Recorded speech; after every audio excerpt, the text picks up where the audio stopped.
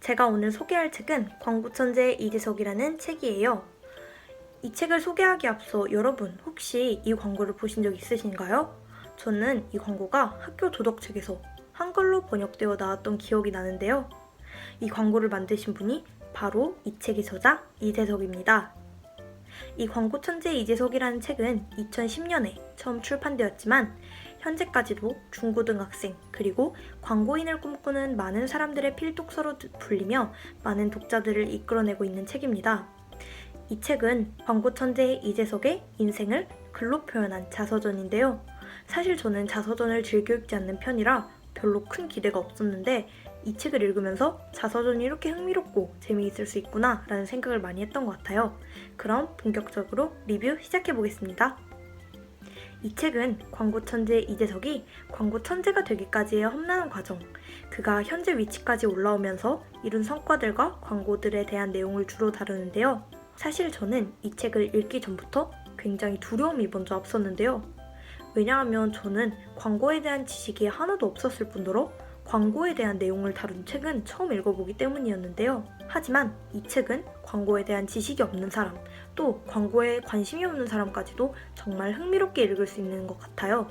난관에 부딪혔을 때 이재석이 했던 행동을 보고 큰 깨달음과 큰 교훈을 얻을 수 있고 간간히 나오는 기발하고 해석하기 쉬운 광고들이 자신의 인생을 재미나게 표현하려는 작가의 입담에 웃음도 얻을 수 있는 것 같습니다.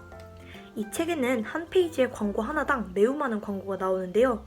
그 중에서 제가 가장 인상 깊게 봤던 광고 2가지를 준비해 보았습니다. 먼저 이 광고는 기존 오레오보다 크림이 2배로 들어간 것을 강조한 오레오 더블 스토프 광고인데요. 보통 과자나 식품 광고는 맛을 설명한다든지 크림이 많이 들어갔다는 것을 말이나 글로 강조하는데 이 광고는 그 요소들이 전혀 쓰이지 않았음에도 불구하고 크림이 2배 들어갔다는 것을 잘 표현하고 실생활에서 볼 수 있는 요소들을 사용해 제품의 특징을 설명한다는 것이 정말 인상적이고 창의적이라고 생각했습니다. 두 번째, 이 광고는 힘겨운 삶을 사는 사람들을 돕자는 뜻에서 제작된 공익 광고인데요. 이 광고는 마치 옆집 사는 어린아이가 쌀을 씻고 있는 모습을 보는 듯한 착각을 주기 위해 TV를 창문처럼 연출하고 마지막에는 TV에서나 나올 법한 사연들이 바로 당신의 옆집에서 일어나고 있을지도 모른다 라는 나레이션이 나옵니다. 이 광고는 방관이라는 태도를 비판하는 동시에 소외계층을 돕고 주변 일에 관심을 가지기를 권유합니다. 힘겹게 삶을 살아가는 사람들이 우리 주변에는 알게 모르게 많고 그들은 우리의 도움이 필요하다는 점을 아주 잘 전달한 광고라고 생각이 듭니다. 어떠신가요? 정말 기발하다고 생각되지 않나요? 저는 이 책을 읽으면서 와, 이런 생각을 할 수 있구나 라는 생각을 정말 많이 했던 것 같아요. 요즘은 유튜브 등 뉴미디어가 많이 발달한 만큼 광고가 아주 큰 역할을 하고 있다고 생각이 되는데요. 가끔 유튜브를 보다 보면 이게 광고가 맞나 싶을 정도로 굉장히 자극적이고 내용이 지나치게 이상한 광고들이 많이 올라오는 것 같아요. 또 요즘은 제품을 광고할 때 제품의 특성을 강조하기보다는 연예인이나 스타를 강조해서 광고를 하는 경우가 많은데요. 저는 이 광고를 보면서 늘 제품의 본질을 알기는 어렵겠다라는 생각을 가지고 있었습니다.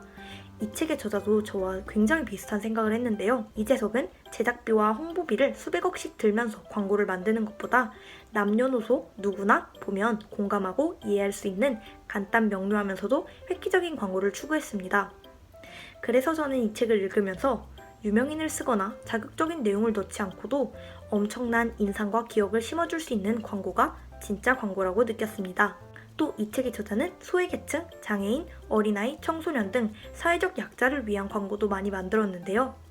사회현상을 몇 초 만에 혹은 한 페이지의 광고로 만드는 것은 굉장히 힘들 것이라고 생각했는데 이재석의 광고는 몇 시간짜리 다큐멘터리보다 우리에게 깨닫게 하는 것이 더 많다고 생각이 되었습니다.